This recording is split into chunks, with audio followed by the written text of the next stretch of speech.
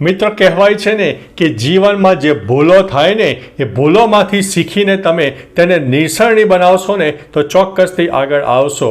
અને જો એ ભૂલોમાંથી તમે કાંઈ પણ શીખતા નથી તો એ સમુદ્ર સમાન છે જેની અંદર ડૂબી જવાના છો.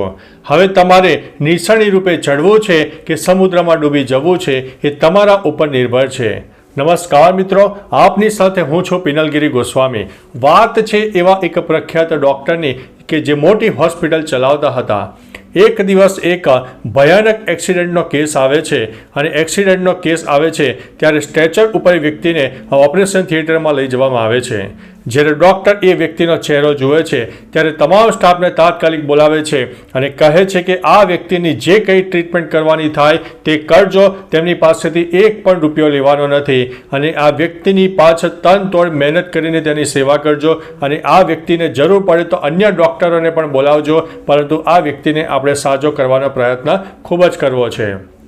ડૉક્ટરની વાત સાંભળતા તમામ નર્સિંગ સ્ટાફ સહિત અન્ય ડૉક્ટરો પણ તેની સેવામાં લાગી જાય છે. એ વ્યક્તિને આઈસીયુમાં પણ રાખવામાં આવે છે, તેનું ઓપરેશન પણ કરવામાં આવે છે, તમામ પ્રકારની પ્રક્રિયા થાય છે અને અંદાજિત એકાદ મહિનામાં તે વ્યક્તિમાં રિકવરી પણ આવે છે અને તે વ્હીલચેર ઉપર પણ બેસતો થાય તેવી પણ પરિસ્થિતિ સર્જાય છે. ત્યારે જે નર્સિંગનો સ્ટાફ હોય છે તે મુખ્ય ડૉક્ટર હોય છે તેમને કહી આવે છે કે સાહેબ, હવે પેલી વ્યક્તિ છે એ ઘણી બધી રિકવર થઈ રહી છે, વ્હીલચેરમાં પણ બેસતી થઈ ગઈ છે. ત્યારે એ જે વ્યક્તિને હવે રજા આપવાના થોડા દિવસો બાકી હોય છે ત્યારે તે જે પેશન્ટ હોય છે, પેશન્ટ કહે છે, નર્સિંગ સ્ટાફને કહે છે કે મારા જે તમે ટ્રીટમેન્ટ કરી છે ખૂબ જ સરસ ટ્રીટમેન્ટ છે, મારામાં રિકવરી આવી ગઈ છે, હવે મારે ડૉક્ટરનું બિલ ચૂકતે કરવું છે, તો મને બિલ ચૂકતે કરવા માટે જવા દો. ત્યારે નર્સિંગ સ્ટાફ કહે છે કે સાહેબે તમારી પાસેથી એક પણ રૂપિયો લેવાની ના પાડી છે. ત્યારે પેલો પેશન્ટ કહે છે કે મને સાહેબ પાસે મળવું છે, મને સાહેબને મળવા તો દો.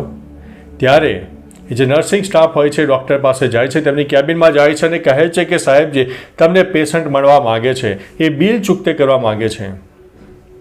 ત્યારે ડૉક્ટર વાત એવી સાંભળીને રાજી થાય છે કે તે પેશન્ટમાં રિકવરી આવી છે અને હવે વ્હીલચેર ઉપર પણ બેસતા થઈ ગયા છે અને થોડા દિવસોમાં તે ચાલતા પણ થઈ જશે. ત્યારે એ વ્યક્તિને વ્હીલચેરના માધ્યમથી ડૉક્ટરની કેબિનમાં લઈ જવામાં આવે છે અને ડૉક્ટર એ જે પેશન્ટ હોય છે તેને કહે છે કે ભાઈશ્રી, તમે મને ઓળખ્યો? જે પેશન્ટ હોય છે તે કહે છે કે ના સાહેબ, હું તમને નથી ઓળખતો. ત્યારે ડૉક્ટર કહે છે કે મારા ભૂતકાળની એક વાત છે. આજથી 4 વર્ષ પહેલાં હું મારા પરિવાર સાથે જંગલમાં ફરવા માટે ગયો હતો. રવિવારનો દિવસ હતો, ગાડી લઈને મારા પરિવાર સાથે ફરવા ગયો હતો, જેમાં મારી પત્ની, હું અને મારો એક બાળક સામેલ હતા. અમે જંગલમાં સરસ મજાનું ફર્યા અને સાંજે પાછા વળતી વખતે સંધ્યાકાળનો સમય થઈ ગયો. અંધારું પણ ધીમે ધીમે ખૂબ થવા આવ્યું હતું અને મારી ગાડી અચાનક જ રસ્તામાં બંધ થઈ ગઈ અને ગાડીમાંથી ભયંકર ધુમાડા પણ નીકળવા લાગ્યા હતા. ત્યારે ભાઈશ્રી, આપ ત્યાંથી બાઇક લઈને પસાર થતા હતા અને મેં તમને રોક્યા હતા અને તમે મારી મદદ કરી હતી અને તમે ગાડીનું જે અંદરથી ધુમાડા નીકળતા હતા તેની ટેકનિકલ પોઈન્ટ શોધીને એક વખત ગાડી ચાલુ કરી દીધી. અને તમે એક પોતે ગેરેજ હતા અને તમે ગેરેજના એક ટેકનિશિયન હતા અને તમે મારી ગાડી એ તમારા ગેરેજમાં લઈ ગયા અને મારા પરિવારને પણ સુરક્ષિત રીતે લઈ ગયા અને ગાડી રિપેર કરી આપી અને અડધી રાતે તમે મારું કામ કરી આપ્યું હતું અને મેં તમને કહ્યું કે કેટલા પૈસા આપવાના છે.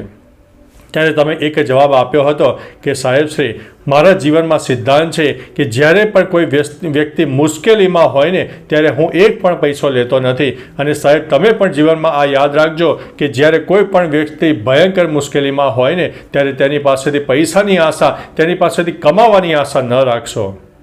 એ કુદરતના હિસાબમાં એ ચોપડે લખાઈ જશે અને ભવિષ્યમાં તમારે એ હિસાબ જે છે, એ સારા કર્મનો ફળ છે, એ કુદરત તમને આપશે જ.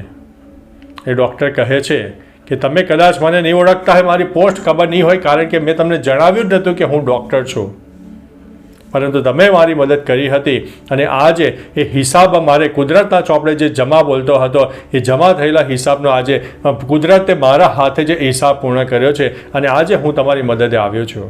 ત્યારે તે પેશન્ટ રાજીના રેડ થઈ જાય છે અને ડૉક્ટરને કહે છે કે સાહેબ, જીવનમાં તમે આ વાત હજુ પણ યાદ જ રાખજો કે જીવનમાં જ્યારે પણ કોઈ વ્યક્તિ મુશ્કેલીમાં હોય ને ત્યારે તેની પાસે પૈસાની આશા ન રાખતા, પરંતુ તે વ્યક્તિને મુશ્કેલીમાંથી બહાર લાવવાનો પ્રયત્ન કરજો. તમે પણ સાહેબ આ વાક્ય યાદ રાખજો અને મેં તો મારા જીવનમાં આ સિદ્ધાંત બનાવી દીધો છે અને એનું ફળ પણ મને સારું મળે છે. તો તો મિત્રો જીવનમાં પણ હંમેશા કોઈનું સત્ય કાર્ય કરજો. ઈશ્વરના ચોપડે તો તમામ પ્રકારનો જે હિસાબ છે એ થાય છે. દુનિયાને બતાવવાની, દુનિયાને દેખાડો કરવાની, કોઈની સામે સારા લાગવાની જરૂર નથી. ફક્ત સારા કર્મો જ તમારે આગળ આવશે. તેમાં દુનિયામાં કોઈની તમારે કદાચ જરૂર પણ નહીં પડે.